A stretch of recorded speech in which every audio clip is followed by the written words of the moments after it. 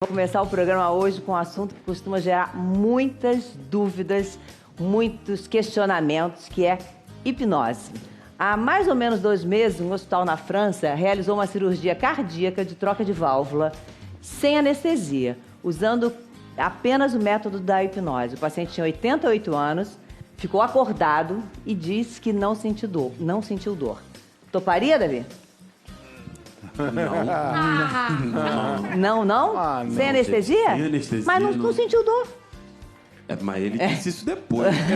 Vai que não dá certo. Vai que sente. Vai dar errado. Não tem como. Tem um filme americano que, Awake, que o cara fica, ele toma anestesia, ele fica consciente, mas não tem reação nenhuma. Imagina, a sensação deve ser absurda. Você toparia, Raíssa? Eu toparia. É? Eu gosto disso. Eu toparia. Na real, eu vou topar, né? Vai topar com poentes? Mas não vamos fazer cirurgia não, gente. Pelo amor de Deus. Não, cirurgia não. Só hipnose. A pergunta é, toparia a cirurgia? Eu toparia a cirurgia, toparia. Ô, doutor Fernando, como é que isso é possível? Como é que acontece? Gente, isso é um tipo de anestesia, só que sem um medicamento. Na verdade, a gente sabe que o nosso cérebro, ele mistura as informações que a gente pega do mundo físico. Então, tato, paladar, olfato, até mesmo percepção de dor ou não. O significado de se isso é ruim, se é angustiante ou se realmente é doloroso, acontece tudo dentro da cabeça. Então, através do processo hipnótico, a gente consegue desviar esse caminho neural do tradicional e da tradicional dor para uma outra sensação. Mas com qualquer pessoa?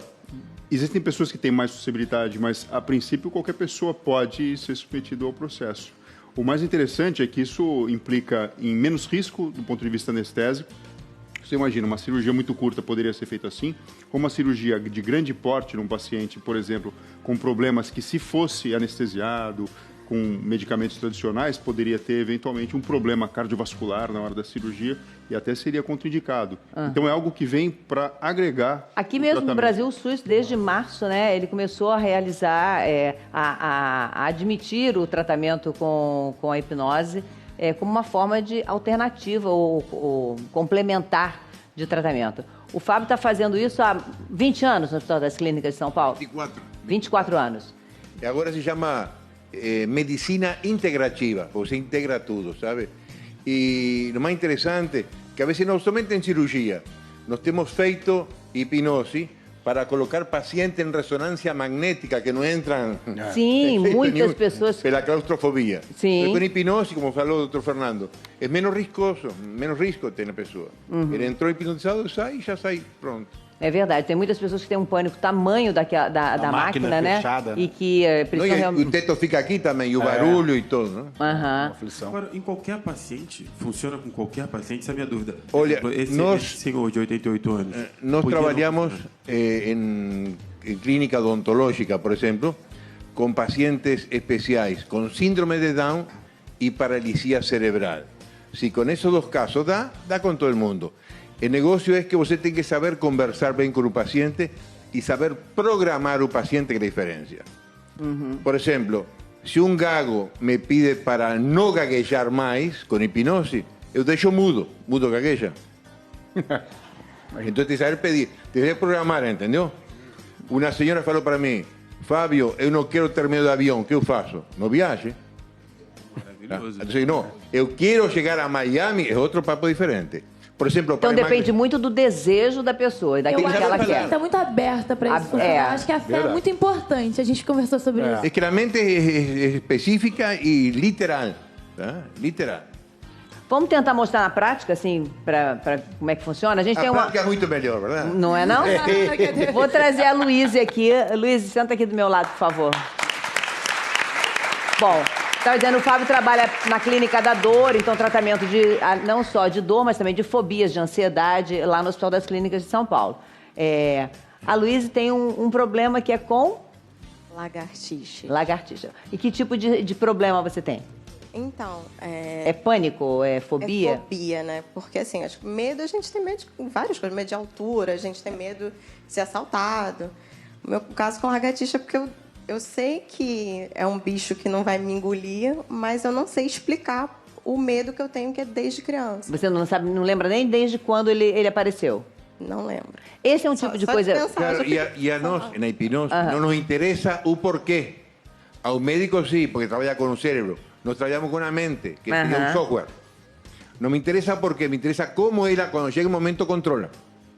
É diferente. Vou pedir para você sentar aqui, então, para ver pro lado de cá, para a gente poder tentar ver como é que poderia ser. Quer dizer, a Luísa fez o seguinte, a gente contou para ela sobre a vinda do Fábio e ela topou iniciar o tratamento, porque é claro que não vai ser assim, agora, acabou. Mas ela topou iniciar esse tratamento para se livrar, porque é uma coisa que te atrapalha, né? Então, tentar iniciar esse tratamento com você aqui. Como é que você procederia com ela? Tá. Primeira parte, eu hipnotizo Deixa eu ajudar você a segurar o microfone para você, não é melhor? Primeira parte, eu hipnotizo ela e controlamos o medo. Pronto. Quanto tempo dura esse controle, não sei. Então, aí tenho que ensinar para ela que toda vez que ela se presente frente al estímulo que dá medo, seria lagartija, jacaré ou lagarto, o que seja, ela vai controlar. Porque tem medo a todo o que é áureo, né? Todos os animais que rastejam, é? Não. Cobra não. Mas... Você não tem medo de cobra e tem medo de lagartixa. Eu tô doido. Não é doido? Não, isso é interessante para mostrar o que é mesmo a fobia. Você percebe que às vezes tem. Porque a fobia não tem lógica. Não tem uma lógica racional. E o circuito no cérebro horríveis fica. Que a gente passa, as pessoas acham ridículo. De olhar para essa casca se você tem medo? Ai, meu Deus. Tô com 3 aqui. Lagartixas. Não pode olhar. E não é brincadeira quando ela faz isso, gente. É porque realmente é uma coisa que foge do controle. Depois eu falo para vocês que foi o que eu falei no ouvido. Porque quanto mais devagarinho eu fale para ela mais presta atenção.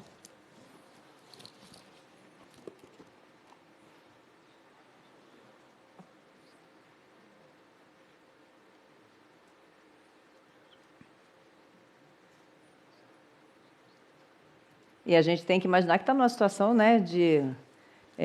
ao vivo, né? de todo mundo exposição, vendo. né? ¿Me pode mostrar, por favor? Pode mostrar? Sim.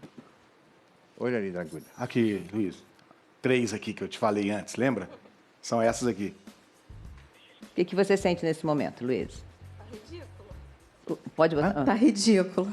Eu ridicularizei a lagartija. Le puse um biquíni vermelho com pintas douradas, um moño azul na cabeça e tinha uns óculos que usava Marilyn Monroe, aqueles brancos de carey. Isso é o que você está vendo. Ela está vendo isso. Então se ridiculariza o medo. O que estamos fazendo? Eu estou instalando nela algo que se chama irreverência. Somente as pessoas que são irreverentes não têm medo a nada. Seria, e daí? Qual é o problema? Irreverência nela seria, e daí? Qual é tu profissão?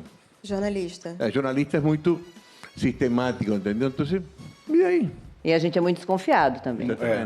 Totalmente. Não é? A gente é bem desconfiado. Ela está com minha mão aqui segurada. Mas isto seria uma espécie de auto-hipnose. Quando eu estou aqui, ela está carregando. Se eu chegar perto com a lagartixa, ela vai ter a mesma reação? Ou seja, te vai aproximando aos poucos, vai sensibilizando. Tudo bem? Pode chegar mais perto? Mesmo quando você soubesse, por exemplo, que não é uma lagartixa de verdade, você teria medo? Então, eu já passei por... eu já tô vendo que é lagartixa. Mas em outras situações ela nem ficaria perto de mim. Fica um pouquinho mais. Fica tranquilo. Respira tranquila, como te ensinei. Aí está. Como vê? Está com moño? Está de boca pintada? Batom? Como está? Tá rosa, cor de rosa. Cor de rosa, Garcia, não? Dá pra ver que é de mentira, que é cor de rosa. Como cor de rosa, el software de ella dice, cor de rosa no es agresivo, ¿entendió? Es como, imagina un cachorro Doberman, cor de rosa, no agrede, ¿entendió? Então, tem uma técnica... Vou pedir... Pode afastar um pouquinho? Posso. Se você soltar a mão dela... hoje ela começou esse tratamento. Claro. Ela vai ter que refazer isso, porque em outros... Ela vai substituir minha mão por uma programação que vai ficar com ela. Imagina que a hipnose é um celular. Quanto tempo dura a bateria? Não sei. Ela vai aprender a carregar o celular dela. Isso seria auto-hipnose. Então, eu vou pedir agora para o doutor Fernando explicar para a gente no telão o que acontece dentro do nosso cérebro para que a gente consiga fazer esse desligamento de algo que a gente nem sabe por que tem, que é esse medo, e recolocar, reprogramar alguma coisa para não ter mais aquele medo. Porque é isso que mais ou menos ele diz que acontece, que ele reprograma, né? Exatamente. Vamos ali. Então aqui a gente tem um esquema, um desenho do cérebro. Durante o processo de hipnose, a pessoa ela começa a ter um relaxamento do corpo físico e mental. Então, através de sugestões monótonas, uma voz mais calma, serena, tranquila, Isso faz com que áreas do cérebro relacionadas com a visão, então a gente está falando aqui da parte do lobo occipital, então ela vai imaginar a lagartixa, enfim, colocar as roupinhas ou não, que o Fábio brincou, vai ser mais acionada essa área. A amígdala, que é a entrada da parte emocional, que é o que dá o colorido do medo intenso, da raiva, enfim, para ela é medo, da fobia, também está envolvida no processo, assim como o hipocampo, que é a área relacionada com a memória. Então essas áreas elas começam ativadas de uma forma diferente. Quando o transe ele entra e a hipnose começa de fato a funcionar, uma região chamada giro do cíngulo anterior, então ela é mobilizada. E é aqui onde existe o significado, que antes ela dava, por exemplo, ela dava um poder incrível para a lagartixa, agora ela para de dar esse poder. Quando ela volta do transe, ou até mesmo durante esse momento da hipnose, comunicações de neurônios entre essa região e o córtex pré-frontal, que dá para a gente a consciência, são acionadas. Então é um novo caminho daquele significado que a gente consegue ver na frente dela. Então a lagartixa perde aquele poder, para ela especificamente. Isso durante o processo. O desafio é, com a terapia, com que esse caminho seja o oficial. E fique mais automatizado. Porque, por exemplo, quando não é fobia, é medo, como é que vocês lidam com medo? Gente, eu quero essa recarga celular, pelo amor de Deus. Eu tenho pavor de rato. Pavor, pânico, é mesmo? Pânico de rato. Boto um leão na minha frente, mas não boto um rato. Eu vi essa menina, tipo, do nada que para não ter medo de lagartixa, eu falei assim, pô, preciso posso fazer disso. um negócio desse aí. Mas normalmente quando não é fobia, quando é medo, Silva, como é que você lida com o medo seu? O que você faz normalmente? Já tive vários, assim, tipo de palco, muito medo, porque eu sempre toquei, mas nunca tinha encarado público, né? Tocava em orquestra, assim, é um pouco mais fácil. De repente estava cantando, tinha que cantar para um monte de gente. Foi terapia, meditação, comecei a aprender meditação, ficar mais calmo, aprender a respirar, fiquei mais sereno. A hipnose tem a ver com a respiração. respiração, né? É. Você encara como, Raíssa? Eu tinha medo de barata. Eu tenho ainda, mas começar a morar sozinha, eu tive que aprender sozinha a trabalhar esse medo e olhar pra barata e tentar, se eu não matar ela, eu sair de casa, ela fica em casa. Eu comecei a trabalhar isso. Mas eu também medito, então acho que a gente sempre tem que lidar por esses caminhos. O que a gente vai vendo é que as pessoas vão buscando um caminho de fazer o cérebro funcionar de uma outra maneira que não aquela, né?